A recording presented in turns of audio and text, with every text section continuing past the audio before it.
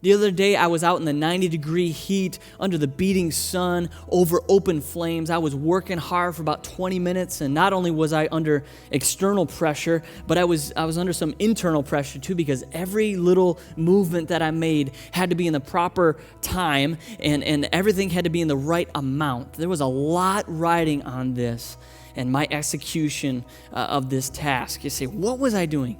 I was barbecuing dinner. Come on, a lot of you guys know what that's like. There's a lot of pressure. You know, we take a lot of energy to flavor our meats and veggies and make sure that they're seasoned to perfection, because as Americans, flavor matters. You know, Jesus said on the Sermon on the Mount, chapter 5 of Matthew's Gospel, "You are the salt of the earth. But if salt loses its saltiness, how can it be made salty again? It is no longer good for anything except to be thrown out and trampled underfoot." We are called by Jesus to be expert seasoners, but just like a bad night at the barbecue in the Brown household, people immediately notice if the food is not seasoned correctly, or if the seasoning has lost its ability to season. Jesus says that should just be tossed out. It's no good. So how do we make sure that we retain our saltiness? Well, I think there's two aspects to this. Number one, recognizing that we as Christians are salt.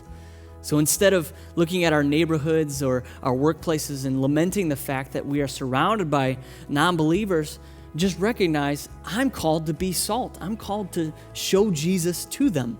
And number two, while we are salt, the world, those who don't know Jesus, they are tasters. And they're constantly tasting what we are offering.